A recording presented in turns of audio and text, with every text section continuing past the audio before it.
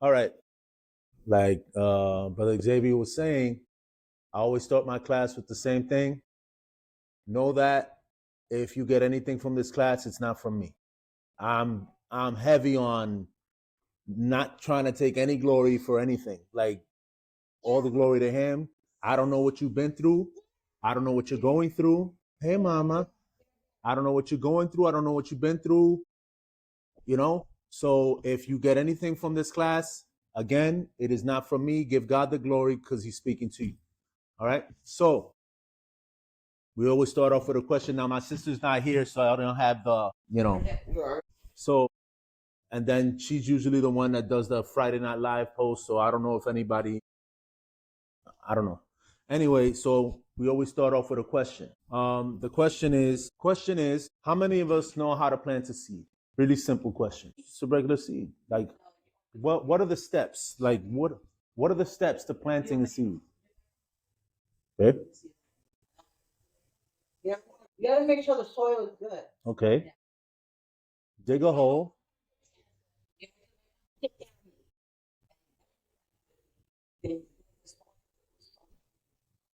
Okay. And then,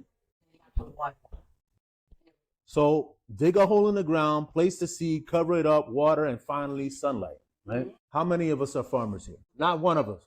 None of us, right? He's simple to say none of us probably never even farmed, right? I mean, you know, yeah, an actual farmer where you're around farm animals, you're doing what they do, you know? Yeah.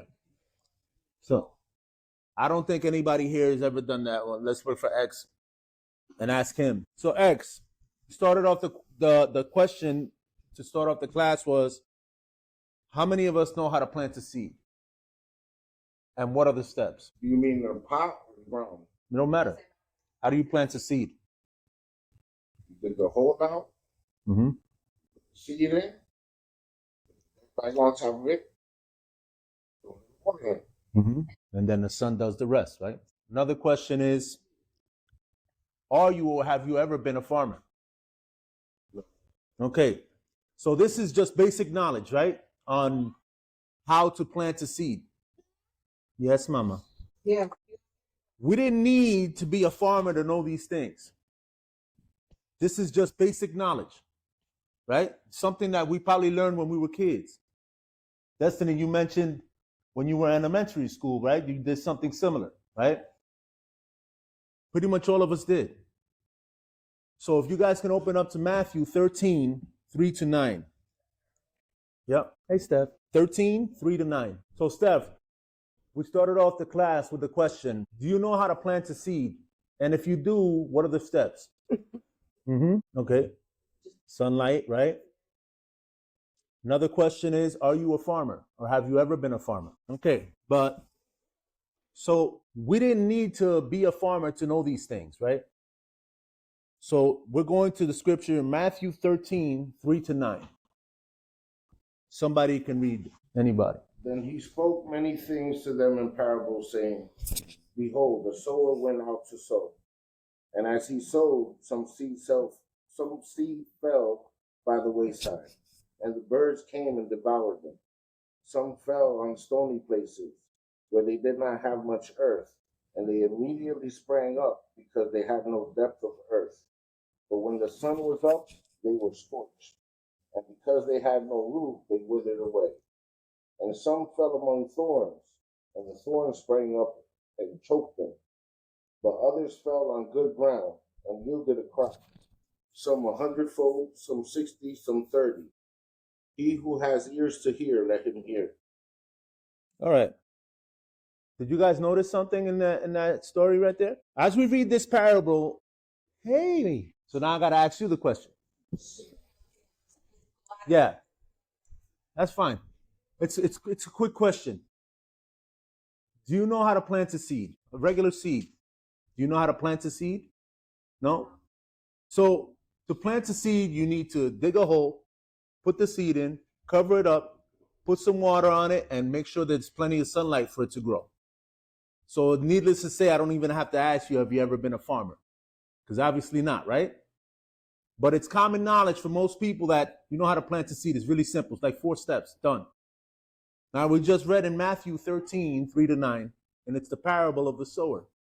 Now, as they read that, the word says it wasn't until the seed was on good soil that it grew, right? But there's something else that I was paying attention to that God pointed out to me. I feel like God pointed that out to me was I'm imagining that maybe this was a father telling his child to do the chores, planting the seed, but he wasn't doing it because he wanted to. He was doing it because he was told to. When we read the story, we don't read anything about digging. We don't read anything about planting the seed. We don't read anything about covering the seed with dirt. We don't read anything about that. If anything, he was just scattering the seed. Like somebody when I tell my sons, clean your room, you think they're really taking their time to fold the shirts? And no, I'll tell them, listen, you can't go outside until you make sure your room is clean. And when they're done 5 minutes later, I guaranteed it wasn't because they were folding their clothes and putting them in their shelves like they're supposed to. No. Either they were hiding it in the laundry bag, they were, just, trying to stuff it in the cabinet or hiding it in the closet just to make their room look clean so they could run outside. That's somebody that doesn't want to do it, but they're doing it because they're being told to. Now, the proper way to plant a seed is those steps. You dig a hole. You plant the seed. You cover it up. You water it and give it plenty of sunlight. That's how it starts to grow.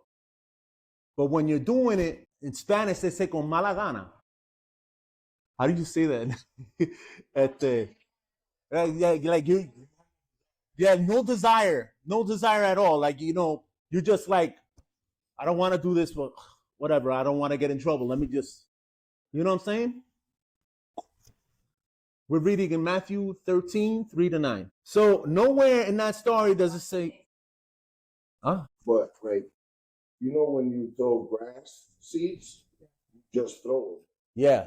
You just scatter them. I was thinking.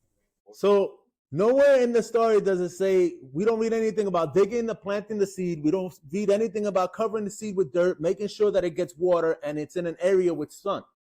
Right? That's how you plant seeds. Doesn't sound like someone that's a farmer to me either. That's where we get into intention. No, go ahead, say something. I was thinking.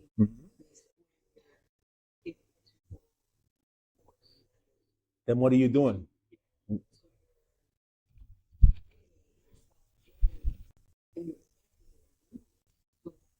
So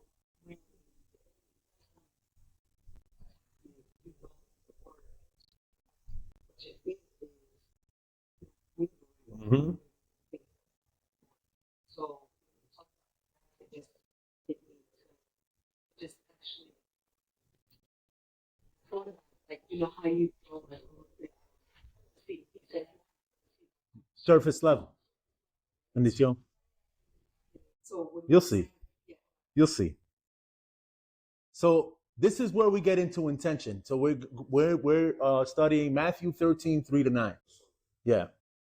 So there's an old saying in Puerto Rico that says, el vago trabaja doble. So translated, the lazy man works double. Right? Another saying says, measure twice, cut once. Right? Now there's a difference, and we're going to talk about intention. There's a difference between being intentional and being casual. Freeing up time and doing things on your free time. Doing something because you really want to, and doing things because you're being told to do so. Example, cheering on your favorite team when they score without worrying about somebody judging you. I'm a Yankees fan, and I could be in front of any other fan. It doesn't bother me. If they're losing, I'm still like, we could be getting our butt kicked, and I'm still like, yeah, they just hit a home run. It's 10-1, but we got one. You know what I'm saying? Now, a lot of people will say, oh, it's easy to be a Yankees fan. You have 27 championships. Okay, I'll give you that. I'm a Knicks fan. I've never seen them win a championship. They won before I was born. And I ride with my Knicks. Can't nobody tell me nothing. Right? But it's the type of person that I am. I am loyal to a fault where it's This is my team. I don't do that bandwagon stuff. I don't ride with who's hot. I don't ride with who's winning. No, this is my team. I'm New York all day. It doesn't matter what you tell me. This is who I'm riding with, and this is who I am, and that's that. You could talk trash about my team all you want. This is who I am, right? So we're going to get into intention. There's a difference between being intentional and being casual. There's a difference between being intentional and being casual. Freeing up time and doing things on your free time. Doing something because you really want to and doing things because you're being told to do so. And I gave the example of cheering on your favorite team, right? But then how about not even saying amen or praise during a service because you don't want people to look at you? But you're not afraid to raise up your hand when you're a Yankees fan, but when it comes to worship, you're just like, that's weird to me. Now, this is coming from somebody that don't like attention, because I don't. I really don't. It took me forever to stand on that pulpit and worship, because I really don't like attention. I like to be in the cut. I'd rather nobody, no eyes on me. This is how I've always been. My sister, on the other hand, she'll sing whenever in front of whoever, and it's whatever to her because she enjoys that. As for me, no sir. I'd rather be hidden behind here. You can hear the voice, but you won't see me. To put it more in perspective, my dream job is to be a voiceover artist. If I ask you guys who Mel Blanc is, probably only one of you will know who it is. And every single one of you have heard him. He does the Looney Tunes voices. Like he used to. But he was that guy. So if you've heard Sylvester, if you heard Tweety, if you heard all of them, Bugs and all of them, then you heard this man. But when I sell Mel Blanc, you're like, who? Exactly. That's exactly what I want. You will know the voice, but you will not know the name. I don't like attention. So this is a perfect thing for me. This is what I love, right? So are you freeing up time for God, or are you spending time with God on your free time? There's a difference. I'm going to ask that again. Are you freeing up time for God, or are you spending time with God on your free time? There is a difference. There is a big difference. What's the difference? Intention. I've used this example before. What does it take for you to call somebody your best friend? Time, intention, loyalty. Now we're talking about best friend. I'm not talking about acquaintances. Trust. There's one big one. Communication. Chances are when that person is your best friend, you talk to them a lot. Huh? Are you freeing up time for God, or are you spending time with God on your free time? So you make time. So sometimes we feel like I don't hear God. I talk, but I hear nothing back. I come to church, but I feel nothing. I. But my question to you is, are you talking to him as much as you talk to everybody else? Like yesterday. Mm-hmm. So I got an example for that. So when it comes to fitness, most of us have social media. And when it comes to social media, you will see people that are fit. And I don't know about you, but for myself, I've seen dudes that are like the typical body that I want to build for myself. And this is the journey that I'm trying to build towards, right? And I'm like, that's how I want to be. Now, my question to you is, will I ever get there if I just do this all day? Will I ever get there if I do this all day? What does it take? Will I even get there if I just go to the gym once a week? No. It takes time. It takes dedication and discipline. Listen, you want a relationship with God, you got to put in that work. You got to have a conversation with him. You got to be intentional. It can't be just like, thank you, God, for waking me up. That's the only conversation you have all day with him. If you remember. We're going to get into that intention part. Example, how much time do you really take out to pray and to get into his word? You want to know about God, you want to get to know God, you got to get into his word. How you going to get to know somebody if you never talk to them? Impossible. You won't know him at all if you don't get into his word. You won't. You're not say, okay, Lord, I'm your daughter, but and then when something goes wrong in my life, I'm falling apart. You know? When something falls, but listen, we're human. We make mistakes. Things happen. Life happens. We're going to face problems. We're going to face mountains. We're going to face these things are going to happen. It's inevitable. It's inevitable. But the difference is that when you come and face these problems, when you come and face these mountains, you have God reminding you of all his promises. Or because you don't read the Bible and you don't study it, you won't know those promises. So what do you fall back on? Now that's when you start falling apart. But when those problems and those storms come, and they will come, and you start falling back on those promises, then you're like, look, I know I've been here before, and God has gotten me through every single time. But you won't be able to fall back on that if you don't get into your word and you don't get to know him. Now, being intentional is, how much time do you really take out time to pray and to get into his word? And I really don't have time, and I work at night. So what do? Purposefully, because I know if I don't do it, if I don't set aside a specific time for myself, I won't do it. I know myself. I get caught up doing whatever, and before you know it, the day is gone. So I set aside a time. On my way to work, it takes me about a half an hour to get to work. From the moment that I leave my doors to the moment that I get to my job, I am praying. That is purpose. That is intention. That is my time with God. There is no music. There is no nothing. No, this is my time one-on-one with God, and that is every single day. Why? Because I know if I don't, I won't. Then at 2:00, when I get my break, I'm getting into his word. Why? Because if I don't, I won't. I'll get caught up looking at Instagram or whatever, looking at cars on Facebook because I'm a fiebre. I'm always looking at cars. Even if I don't got the money, I'm like, one day. My wife will tell you, right? So we say we don't have time, but we can binge watch a Netflix series, though. I know I'm not the only one. Right now, I'm stuck watching a show with my wife called Lost. I know. I'm stuck. That's the one when the plane on the island. Yeah, that was good stuff. Yeah. So if I can take out time for my day, and sometimes my wife and I are at home, and I know I got to go to sleep before going to work because I always take a nap before going to work because I work overnight. I'm like, Negra, one more episode. And she's like, yo, you got to go to sleep. One more episode, just one. But it's an hour. So you're telling me that you're trying to find an excuse that you say, oh, I can't read the Bible for an hour. You can binge watch a series for 4 or 5 hours sometimes. You're watching 4 or 5 episodes. You're like, it's only a couple of episodes. They're an hour each. But we won't ever do that for God. You see what I'm getting at? Now, I'm not telling y'all nothing I ain't being guilty of because I just told you I'm stuck on Lost. Did you sleep? That's a lot of shows.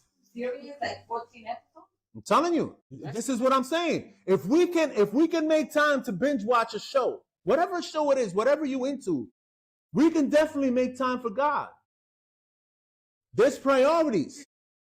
So, do you wonder why you're not seeing results in your walk with Christ? To my fitness people, and I just spoke about this, how much results would you see if we didn't watch our diet or if we only went to the gym once or twice a week? Not much. Matter of fact, I wish Julissa was here because she was in competition a few years back before the kids. She was in competition. And I asked her, like, Julissa, when you were in competition, how often did you work out? She was like, twice a day, every day. Yeah. That's what I call dedication. I can't imagine being in the gym twice a day. That's wild. And it wasn't only her, it was her husband too. Both of them competed. That's wild. The amount of dedication you need for that. Right? So do you question why when you come to church, you walk out the same way that you came in? And this all falls back on your intention. You setting aside time for the Lord, right? Do you question why you don't feel anything and see people being delivered? This all goes back to the same thing.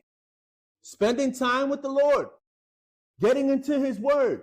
And again, I'm not telling you nothing that I ain't been guilty of. I've done it. I've been 100% guilty of it. But because I know myself, and because I know if I don't set a specific time, if I'm not intentional, then I won't do it.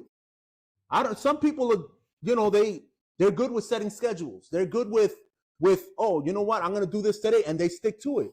Not me. I get distracted easily. And if I'm caught up in something, I will completely forget about whatever I was going to do. So I have to set myself reminders like, no, Vic, you're supposed to do this or you're supposed to do that. Sometimes something pops up in my mind and I put it in my notes. I love this little thing, the freaking notes. I love it. I set myself a little note to remind myself, I have to pick this up after work, or I have to do this after work, or I have to do that. If I don't do it, I'll get distracted by something.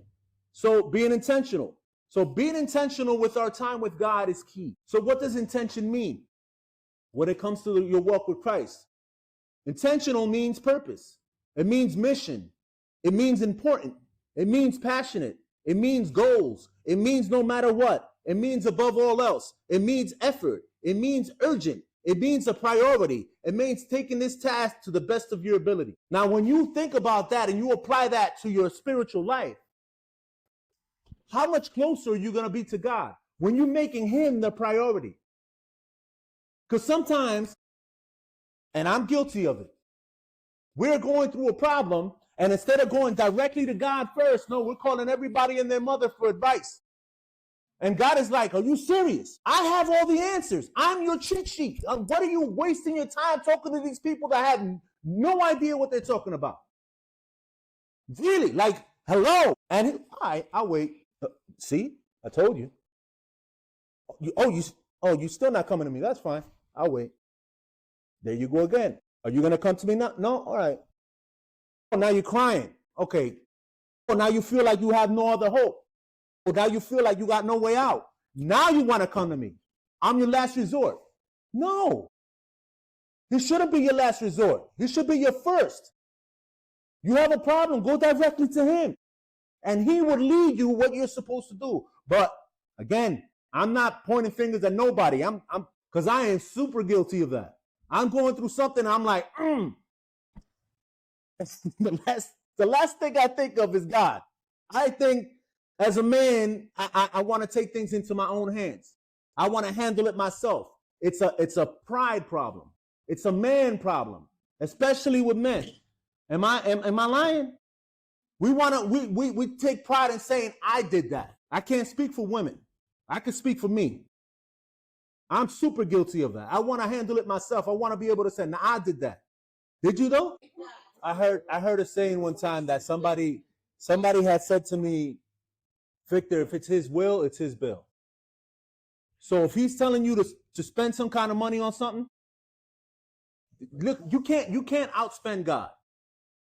You can't outgive God. So if he's putting it in your heart to give something to somebody, believe you, he's gonna refund you and then some. He's gonna bless you.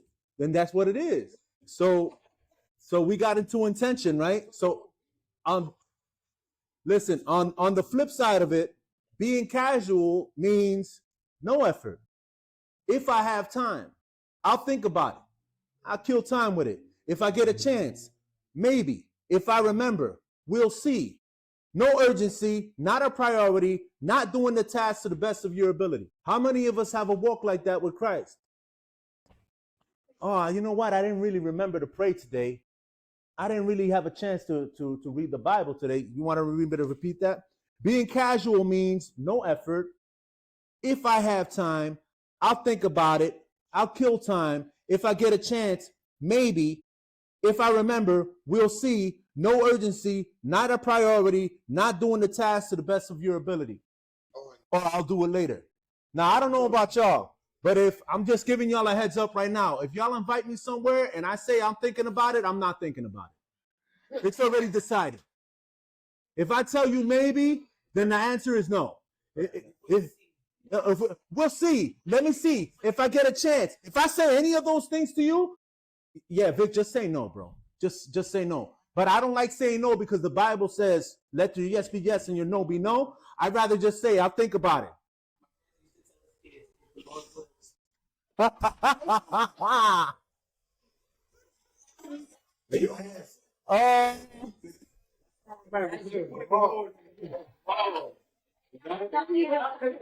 Wow.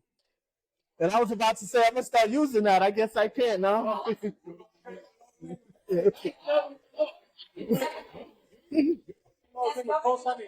No. So now the question is, does this sound familiar? I know it does to me. So this is really important. People make time for what is important to them. I'm going to say that again. People make time for what is important to them. Now you might want to write this down. They'll make time for it or they'll make an excuse for it. I'm just keeping it real. That's just as real as it gets. They'll make time for it or they'll make an excuse for it. Yo, my bad, I couldn't make it. Or, Jolie, I got you. For whatever's important to them. This is why in the beginning of the class, I asked, what does it take for somebody to be called your best friend? There's a few things. There's a list of things that are requirements for that person to reach that level of friendship. There's requirements. This is not your average friend. This is not your acquaintance. This is not somebody that you just know and you just say hi and bye to. Nah, your best friend knows things. Your best friend is somebody that you communicate with a lot. Your best friend is somebody that you usually call your day one. Sometimes it doesn't even take somebody to be in your life your whole life for them to reach that level of friendship. But sometimes you have somebody that's literally been there from diapers. Do you understand? Sometimes you can reach that level of friendship with somebody because you guys vibe like that, because you guys have so much in common that it's like, it's weird. It's like, wow. And then you get to a level where it's beyond best friend. Now it's like, my brother. What is it? And what else? Or communication, or trust. Those are pretty important things. There's things that my siblings don't know about me. There's things that my brother don't know about me that my other siblings don't. And I'm pretty sure it's vice versa. There's levels. And those requirements, again, time and communication and trust. If you don't spend time, if you don't have communication with God, then how are you supposed to build that trust? How are you going to learn to depend on him? It won't happen. Then we're wondering why, like, man, I come to church and I see people being delivered. I see people, standing up and praising. And I just like, why? I don't see them thrown out. I'm just telling you what I've experienced in my life. Because for a long time, I was coming to church not because I wanted to, but because if I didn't, it was going to be a cocotazo at the end of it. Yeah. I didn't realize how important that was going to be in my life. What a blessing it was that my mom was raising me that way. No, I said that for the beginning of my life, I wasn't coming to church because I wanted to. I was coming to church because if I didn't, I was getting a cocotazo at the end of it. Like, my mom wasn't playing. I was literally coming to church 7 days a week, twice on Sundays. And I'm not lying. There's literally twice on Sundays. Sunday school and then back at 7 o'clock at night. There was no breaks. I was on the basketball team, and before I could go to practice, I had to come to prayer. My mom wasn't joking. I'm like, Mom, but I got practice. She was like, well, you better hurry up and come and pray. I'm like, really? She was like, yup. If you can't make time for God, you ain't going to be on no team. Now, at the time, obviously, I'm a teenager. I was like mad. I'm like, yo, come on, man. Nobody else got to do this. Why me?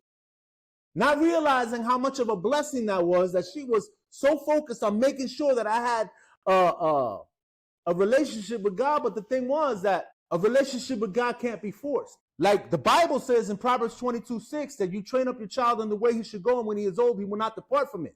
That's every parent's prayer, that their children will keep on following in those steps. Now, if it wasn't for that seed planted, because even if we walk away from the Lord, that seed is there. And it's because of my mom's prayers, because I know she covered me in prayers, that I was able to come back and I'm here now. Right? So people make time for what is important to them. They'll make time for it or they'll make an excuse for it. There's an example. There's a difference. Example, Jacob wrestled with an angel for his blessing. Genesis 32:24-30, if you want to look for it. Daniel prayed 3 times a day. Daniel 6:10. Jesus fasted, and this is Jesus. Fasted for 40 days and nights. Matthew 4, 1 through 11. And the reason I'm going through these verses is you guys don't think I'm just saying it to say it. No, this is biblical. They made it a point to spend time with God to make sure that they were getting that time in. Because why? Because it was a priority. Because it wasn't just, it's something I could do later. Because it was the main thing. Right? Now, later on in the parable of the sower, Jesus talks about the results of farmer's work and true meaning. So Matthew 13, 18 through 23. If somebody can read that. 13, 18 through 23. Anybody can read. Therefore, hear the parable of the sower. When anyone hears the word of the kingdom and does not understand it, then the wicked one comes and snatches away what was sown in his heart. This is he who receives seed by the wayside. But he who received the seed on stony places, this is he who hears the word and immediately receives it with joy. Yet he has no root in himself, but endures only for a while. For when tribulation or persecution arises because of the word, immediately he stumbles. Now he who receives seed among the thorns is he who hears the word, and the cares of this world and the deceitfulness of riches choke the word, and he becomes unfruitful. But he who receives seed on the good ground is he who hears the word and understands it, who indeed bears fruit and produces, some 100-fold, some 60, some 30. So you see the difference between intention and just being casual. This is what I'm getting from it, right? So I have another question. What seeds are you planting? Seeds that grow into the fruit of the Spirit? The fruit of the Spirit can be found in Galatians 5, 22 through 23, where it says love, joy, peace, patience, kindness, goodness, faithfulness, gentleness, and self-control. Those are the fruits of the Spirit. Is that what you're planting? Or is it the opposite? Hate, misery, impatient, rudeness, unfaithful, uncontrolled, rough, and angry. See, the thing is that sometimes we can even plant these seeds in ourselves. We could curse ourselves by what we say about ourselves. I was rebuked a few months ago because I had the bad habit of saying I have a bad memory. Now, what am I doing when I'm saying that? I'm cursing myself. But if I'm forgetting things, I'm just saying, man, I just got a bad memory. Don't say that. Don't say that. Say it slipped your mind. But don't ever curse yourself. Don't ever do that. Don't ever curse yourself, no matter what it is. Don't say negative things about yourself, right? Proverbs 18:21 says, death and life are in the power of the tongue, and those who love it will eat its fruit. So when I ask you, what seeds are you planting? That's not only for yourself, but it could be towards others. I can't stand her. I can't stand him. That dude is this. That girl is that. You're cursing them. Quick question. Is it like, because I'm very intentional about my words, but when you think it, when you just think stuff like that, is that bad? Well, God sees your thoughts. What is that verse that says from the heart? Proverbs 23, as a man thinketh, so easy. When those thoughts come, and brother, I've struggled with anger too. You used to. That's why I said I've struggled. I didn't say I'm struggling. Past tense. Now everybody gets mad. It's not a sin to get mad. It's a sin with what you do when you get mad. Because being mad is an emotion. I mean, Jesus flipped tables. People get mad. Now, what you do when you get mad, that's where the problem is. Now, the difference with what you were saying is, if you're saying it out loud, yeah, then the enemy hears you and uses it against you. But when you're thinking it, it's still bad. Now, when you're thinking it, what you need to do is, God, I'm struggling with this. I want to choke this dude out. I want to meter una galleta, I go through it at my job.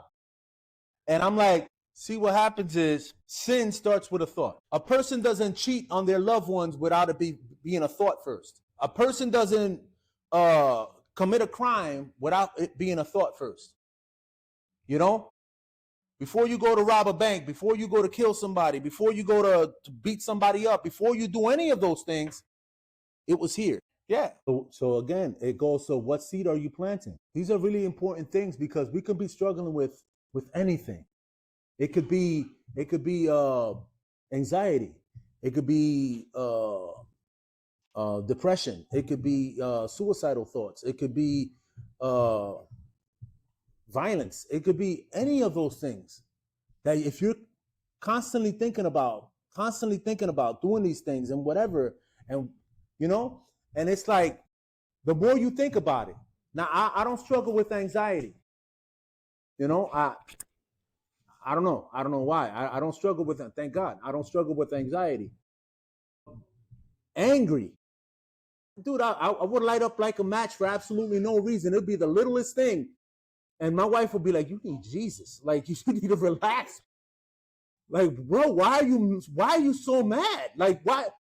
And I would sometimes I would just sit there and like, yo, you're right. It's not that serious. But it was like, yo, like somebody like disrespected mommy or something to the point where how like flared up I was. It was like, yo, it makes absolutely no sense. Like, why are you so mad? And I had no idea why. And for a long time, I would say, oh, that's just the way I am. No, that's not. God didn't create you that way. He didn't create you that way. You need to analyze yourself and start realizing that's what the enemy's doing to you. He didn't create me to be angry. He didn't create me to be vengeful. He didn't create me to do these things. He didn't create me to think that about myself.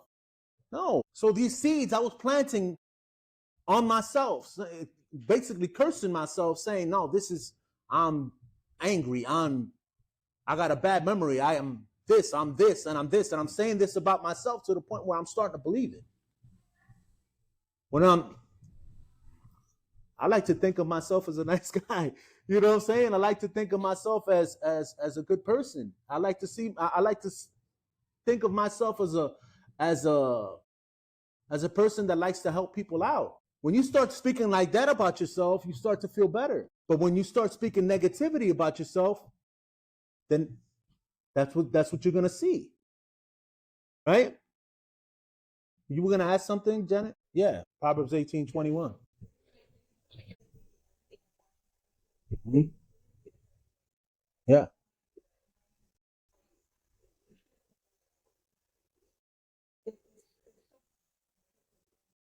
You know, make us seem like it's not a big deal. But it's really more stories. One thing I gotta see in work life, in my friendship, and even just waking up for the gym, like, because I'm purposeful with how I speak. Yeah, no, I just think we should like be a little bit more like. You got into the class a little late. Were you listening on the way, or because this is exactly what the class was? So let me tell you about intention, because it was about that. So your relationship with God, being intentional is time with God is key, right? Being intentional means what? Purpose means mission, means important, means passionate, means goals, means no matter what, means above all else, means effort, means urgent, means a priority, means doing the task to the best of your ability. Something sounds like what you were already doing. Or the flip side of it, and being casual. No effort. If I have time, I'll think about it. Kill time if I get a chance. Maybe if I remember. We'll see. No urgency, not a priority, not doing the task to the best of your ability. That sounds like exactly what you were just talking about. You were being intentional, and it's important. You were being intentional with the gym. You were being intentional about watching how you speak. Why? Why is it so important? Not only with our time with God, why is it so important to watch how we speak, to watch how we act? If we're claiming to be Christian, why is it so important that we watch how we speak and watch how we act? Because there's people out there that are watching you, not because they want to criticize you, no, but because they're looking at you and like, why would I even bother coming to church when look how they talk? And how do I say that? How do I know? Because my father, and I never forget this, my sister and I, Lucindy, were arguing one day. We had just came out of church, fighting like cats and dogs. And my father, and I remember it to this day, I was probably like 11 years old or 12 years old, something like that. And I'm 6 years older than Lucindy. So why am I arguing with a little girl? And we're going back and forth, fighting like cats and dogs. And my father's like, why am I going to bother coming to church? Look how they come to church. Look how they come from church. Why would I bother? That stuck with me for my whole life. Because it's like a reminder. Like, bro, if you're not acting right, people are watching you, and look what you're doing. They're not gonna want to come to church. They're not gonna want to come to Christ, because it's not even about church, it's about him. Why would they want to have a relationship with God if I'm giving them a bad example? It's so important. Now, none of us are perfect. We will make mistakes. We will slip up. And sometimes maybe a bad word will slip out because you just got so mad and like, ooh. But if it does happen, sorry, God, I'm so sorry. I didn't mean to do that. Like immediately.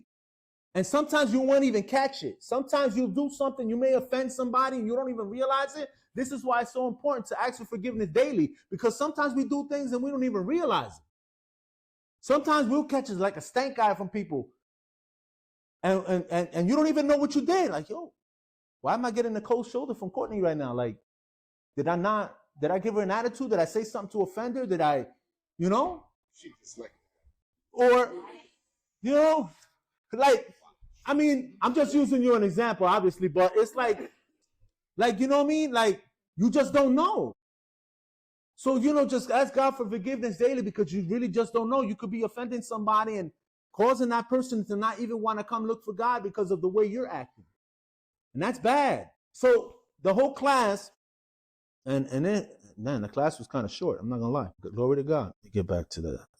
So the point of the class is, let's be intentional with our walk with Christ. If we can make an effort to do other things in our lives, then we could do that and then some for Christ. And I guarantee you, you will see a change. You will. It's not if, it's a guarantee. You will see a change. But the question is, are you willing? Are you willing? Are you willing to set aside some time for God, specifically for him? So like, you know what? 2 o'clock, this is his time. 3 o'clock, whatever time that you know that you have a specific time. Again, if you could binge watch Lost, a Netflix show, or whatever show that you watch, like I watch a lot of shows. I love TV. So if you could set aside time for that, how much more can you do for God? If you can set aside time to watch anything, you can set aside some time to read his word. And in reality, none of those shows that you watch or whatever it is else that you do will give you a relationship with God or get you closer to God. Like, dude, like you get into your word, you're going to see the fruit of it. You're going to get to know him. You're going to understand him. You're going to start seeing, like, you know what? The closer you get to God, the more uncomfortable you'll be with your old self. You're not going to want to do the things that you used to do, is what I'm saying. You're not going to want to be around certain people because now, not that you don't like them anymore, but because you can't relate anymore. Because you're just not comfortable, because you just don't see things eye to eye anymore. You're just not in the same environment anymore. Certain music that you used to listen to is now going to bother you. I can't listen to that no more. Why? Because certain words that are being used, or what they're talking about is in the music, or movies that you used to watch, you can't even watch anymore because now it's not sitting right with you. And who's doing that? That's the Holy Spirit. He's cleaning house. He's cleaning house. So now you're not going to feel comfortable with the way that things used to be, right? So that's basically the class. It's being intentional. Being intentional with your walk, being intentional with everything you do, like Janet said. Being intentional. Being intentional with how you talk. Being intentional with how you act. And if you do slip up, and we all do, if you do slip up, ask for forgiveness immediately. And even if you don't realize that you slip up, ask forgiveness anyway. Because sometimes we could slip up and not realize it. It's important. So Ephesians 4, 29 through 31, you said? Ephesians 4, 29 through 31. It says, when you talk, don't say anything bad, but say the good things that people need, whatever will help them grow stronger. Then what you say will be a blessing to those who hear you. And don't make the Holy Spirit sad. God gave you his Spirit as proof that you belong to him, and that he will keep you safe until the day he makes you free. Never be bitter, angry, or mad. Never shout angrily or say things to hurt others. Never do anything evil. Never do anything evil. Be kind and loving to each other. Forgive each other. Forgive each other the same way as God forgave you through Christ. My sister one time told me this quote. I don't know if she made it herself or she read it somewhere or whatever. She said, speak out when you're angry and you'll say the best speech you'll ever regret. I never forgot that because this is coming from somebody that stayed angry. And I used to talk that talk. It was bad. I would insult you and make you feel so, man, that was then. That's no more. But it was bad. So when she said that to me, that stuck here. And that, she must have said that when she was 15. So you see how the enemy works when he tries to convince you have a bad memory, but there's certain things that she said. Lucinda's 40 now. If she was 15, that's a long time ago. You know, if I could remember that, that means I don't have a bad memory. Quarter century there. If I could remember those words, then that means, guess what? I don't have a bad memory. But I was planting that seed that I did. No, I don't. It slipped my mind. So be intentional about how you speak. Not only about others, but about yourself. Be intentional about your time with God. Be intentional with everything you do. Don't, especially when it comes to the things of God, don't take it as casual. Don't see if I have time, I'll pop up. Or, you know, take it serious. Yeah. So there's one other thing that I want to see if you guys agree with this. And it was in a dream. So for a seed to grow, it needs to be put in good soil, sun, and water, right? That's what a seed needs to grow. Genesis 2:7 says, we are the dirt. Sun, the light. What does Jesus say about himself? Who is the light? John 8:12. And Jesus says, what about water? That his water again. John 7:37-38. You will never thirst again. So basically saying, since we were talking about seeds, without Jesus, we can't grow. For that seed to grow, it needed water, it needed sun. And he's both. And we came from the dirt. So that's the class. So, you know, again, class is about intention. It's about the seeds that you're planting. Be weary of the seeds that you're planting. I'm like, I'm like, ooh. And then I start listening to the words like, ooh, oye, wow, señor reprenda. I'm like, uy. I'm like, no, uy, what is this? Yo, she talking about planting to kill her man. I'm like, oh no. And yo, they're making it sound like so catchy before you know it, you're saying these words. And it's like, no. But then I'm playing that music. I'll give you another one. Back in, this is years ago, there was a singer called Sean Kingston. Yo, man. I'm like, oh, that sounds so nice. And then you got me suicide. I'm like, wait a minute. No, I'm not. No, the heck I'm not. I'm like, what is this dude talking about? I'm like, no, you know what I'm saying? I'm like, yo, this dude wilding.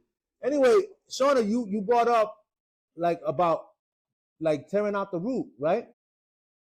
So in that same chapter, Matthew 13 says, let the weeds and the wheat grow together until the harvest time. And in the harvest time, I will tell the workers this. First, gather the weeds and tie them up together to be burned. Then gather the wheat and bring it to my barn. We have to be really careful with that.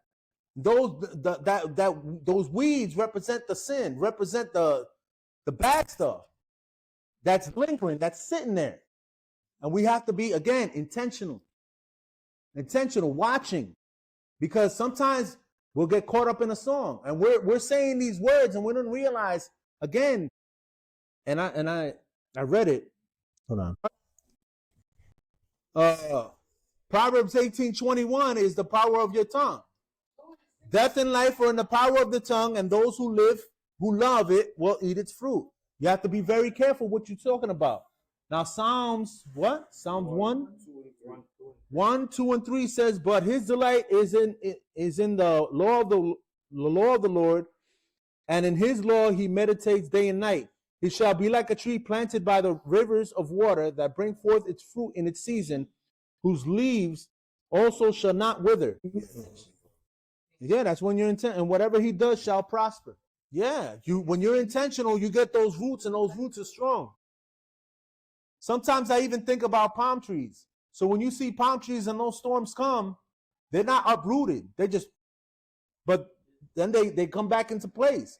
So yeah, there's gonna be times where those storms hit us, and we're gonna be like getting knocked around, or like when the disciples were in the middle of the water, and the Sea of Galilee, I believe, right? It was Galilee, and the storm was there. That boat is shaking, and Jesus is walking on water, and he spoke it. He said, for the storm to calm down, for the waters to be calm. But they were in the middle of that storm, not realizing everything. But then Jesus came and calmed the waters. When we put our eyes and focus on Jesus is when everything starts to calm down. When we let him handle the problem. When we try to take matters into our own hands is when we got ourselves into trouble. So that's the class for today. Again, I hope that this class spoke to you. If you got anything on it, again, it's not from me. I don't know what y'all are going through. I'm just going off of what God gave me in my dream, how he speaks to me. So I hope it spoke to you. And that's my class.